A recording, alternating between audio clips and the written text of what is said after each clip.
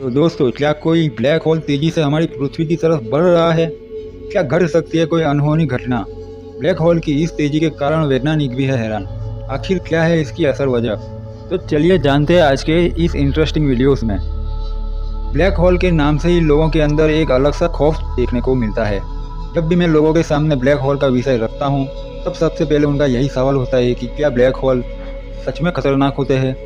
मित्रों, चलिए तो आज इस टॉपिक पे हम बात करते हैं। अंतरिक्ष इतना विशाल है कि इसके अंदर कई तरह की चीज़ें मौजूद है और इसके हर एक कोने में हर पल कुछ ना कुछ असाधारण घटना घटती रहती होती है। जैसे कि एक ब्लैक होल का काफ़ी तेज़ी से आगे बढ़ते रहना। इतना तो सच सबको पता है कि ब्लैक होल की ताकत के सामने शायद ही कोई चीज़ टिक सकती है।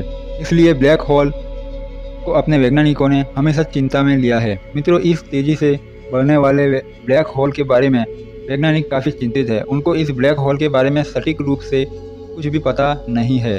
तो सवाल उठता है कि ये ब्लैक होल आखिर क्या क्या कर सकता है। तो चलिए दोस्तों, इस सवाल का जवाब आज हम इस वीडियोस में ढूंढ लेते हैं। पहला सवाल ये है कि अंतरिक्ष में काफ़ी तेज़ी से आगे बढ़ रहा है ब्लैक होल। कई बार ब्लैक होल को अंतरिक्ष का दानव भी कहा जाता है। इसके अंदर घुसने वाली कोई भी चीज़ वापस अपने अस्तित्व में कभी नहीं लौटती। यहाँ तक कि प्रकाश भी एक बार इसकी चुंगल में फंसने से वापस नहीं आता। एक ब्लैक होल एक अज्ञात रूप से आगे बढ़ता जाए तो सोच लीजिए कि कुछ भी अनहोनी घटना घट सकती है। वर्तमान स्थिति की बात करें तो अंतरिक्ष में एक super massive black hole 1,77,000 kilometre hours की रफ्तार से आगे बढ़ रहा है। मित्रों, सबसे डरा देने वाली बात तो ये है कि ऐसा क्यों हो रहा है। इसके बारे में वैज्ञानिकों ने कुछ भी नहीं पता लगा पाए। पृथ्वी से लगभग 23,000 करोड़ प्रकाश वर्ष दूर मौजूद J0437 प्लस 2456 आकाशगंगा में ये ब्लैक होल काफ़ी तेज़ी से आगे बढ़ रहा है। बता दूं कि सूर्य से लगभग 30 लाख गुना ज़्यादा वजनी ये ब्लैक होल सुपर मैक्सिव होने के कारण वैज्ञानिकों को और भी ज़्यादा चिंता में डाल रहा है। वैज्ञानिकों को पहले से ही यह पता था कि ब्लैक होल मूव कर सकते हैं, परंतु खास बात यह है कि इतनी तेज़ी से किसी ब्लैक होल का अंतरिक्ष में आगे बढ़ना बहुत ही दुर्लभ बात है। मित्रों, किसी भी सुपर मैक्सिव ब्लैक होल का इस तरह से आगे बढ़ना काफ़ी चौंका देने वाली बात है, क्योंकि इनके विशाल आकार और कल्पना से भी परे वजन को देखकर ऐसा कभी नहीं लगता है कि ये कभी आगे बढ़ भी सकते हैं। वैसे एक बात तो हमें मानना ही पड़ेगा कि हम ब्लैक होल के बारे में आज भी बहुत ही कम जानकारी रखते हैं। दूसरा सवाल, आखिर वैज्ञानिकों ने कैसे पता लगाया इस ब्लैक होल के बारे में? इतने बड़े अंतरिक्ष में ब्लैक होल के बारे में पता लगा पाना काफ़ी मुश्किल काम है। इस ब्लैक होल के बारे में पता लगाने के लिए वैज्ञानिकों ने 10 अलग अलग आकाशगंगाओं में मौजूद 10 अलग अलग ब्लैक होल को विश्लेषण किया। उन्होंने सबसे पहले 10 ब्लैक होल की गति को मापा। इसके बाद उन्होंने ब्लैक होल के चारों तरफ मौजूद कॉस्मिक डिस्क के आकार को भी गहन रूप से देखा।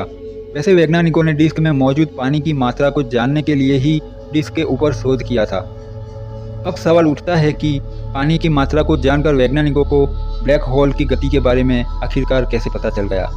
तो मित्रों सुनिए, जब पानी ब्लैक होल के चारों तरफ घूमता है तब उसके अंदर मौजूद हाइड्रोजन और ऑक्सीजन के परमाणु कई चीज़ों से टकराकर ऊर्जा को प्राप्त करते हैं। ऊर्जा प्राप्त करने के इस परमाणुओं के अंदर मौजूद इलेक्ट्रॉन भी उत्तेजित हो जाते हैं। जब ये उत्तेजित इलेक्ट्रॉन वापस अपने ग्राउंड स्टेट साधारण अवस्था में आ जाते हैं, तब ये तरह के माइक्रोवेव और अंतरिक्ष में विकिरण करते हैं। मित्रों, इस माइक्रोवेव को मेसर्स के नाम से भी पुकारा जाता है। खैर, ब्रह्मांड में रेड शिफ्ट के जरिए हमसे दूर जाने वाली चीज़ों के बारे में पता लगाया जाता है। जो अब ये ब्लैक होल हमसे दूर जा रहा होता है, तब इससे आने वाली प्रकाश की किरणों का वेवलेंथ इतना बढ़ जाता है कि वैज्ञानिक इसमें मौजूद मेसर्स को भी विश्लेषण कर सकते हैं। इससे वैज्ञानिकों को ब्लैक होल की गति के साथ साथ इसकी स्थिति के बारे में भी पता चल जाता है। तीसरा सवाल, इस ब्लैक होल के विषय में कुछ महत्वपूर्ण जानकारियाँ। दोस्तों, इस विरल ब्लैक होल को जानने के लिए वैज्ञानिकों ने कई सारे टेलीस्कोप इस्तेमाल किए। उन्होंने हर एक टेलीस्कोप से ली गई तस्वीरों को एक साथ जोड़कर ब्लैक होल के बारे में काफ़ी कुछ जानकारी हासिल किया था।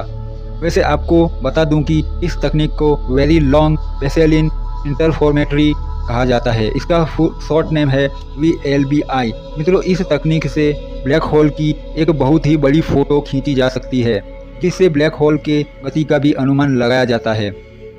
खैर, ब्लैक होल को जानने के लिए वैज्ञानिकों ने दुनिया की सबसे बड़ी टेलीस्कोप एरोसीबो ऑब्जर्वेटरी का इस्तेमाल किया था, परंतु दुख की बात तो ये है कि आज ये टेलीस्कोप बंद पड़ा हुआ है। हालांकि टेलीस्कोप के जरिए जिस 10 ब्लैक होल को खोजा गया था उसमें से 9 ब्लैक होल अपने जगह पर स्थिर है, परंतु एक ब्लैक होल ऐसा भी है जो कि काफ़ी तेज़ी से मूव कर रहा है।